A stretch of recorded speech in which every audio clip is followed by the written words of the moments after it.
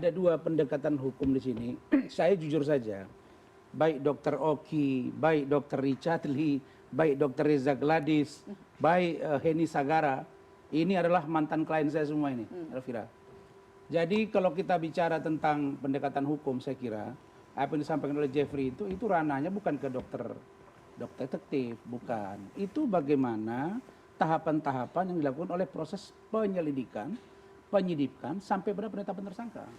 Nah, kalau ada keberatan dari Jeffrey sebagai kuasa hukum, kan ada salurannya. Salurannya misalnya melakukan pra-peradilan dan lain sebagainya. Jadi kalau kedoktif sekarang, begitu dia membuat laporan, kemudian diperiksa, dia serahkan barang bukti yang dia dapat, misalnya ini, lalu kemudian dikaji, didalami, diperiksa ahli dan lain sebagainya, ditemukan ada pelanggaran hukum. Nah, salah satunya melanggar undang-undang kesehatan, perlindungan konsumen dan lain-lain, yang ancaman hukumannya 12 tahun. Nah, terkait dengan pencemaran nama baik, ya itu hal yang berbeda. Karena mungkin dokter detektif dianggap mencemarkan.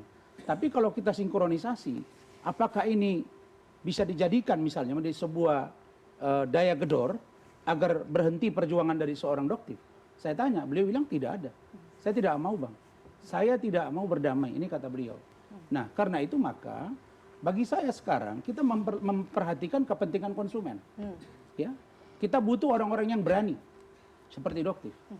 Dia berani, ya, memberitahu kepada masyarakat, melaporkan ke polisi bahwa ini akan banyak korban.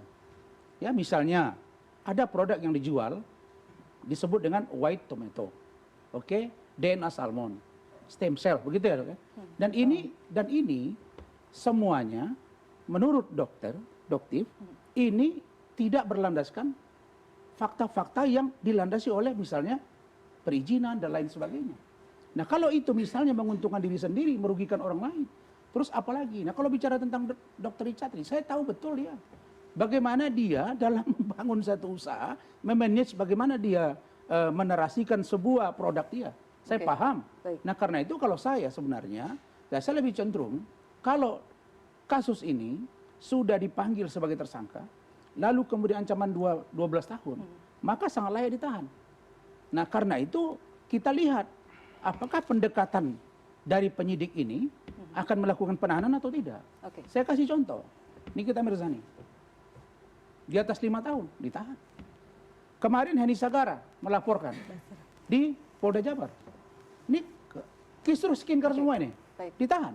Nah, jadi saya ingin bahwa melalui kesempatan ini, Deddy Corbuzier juga bicara. Richard Lee ini dianggap sebagai orang yang kebal hukum. Nah, hari ini dokter bisa mentersangkakan seorang Richard Lee dengan semua keberanian dia, meskipun di depan dia ada jurang penjara dengan ancaman hukuman 2 tahun, yaitu Undang-Undang IT. Jadi karena ancaman pasalnya memang lebih dari 5 tahun, menurut Anda urgensi untuk penahanan. Kita nanti akan ke situ, kita akan ngomong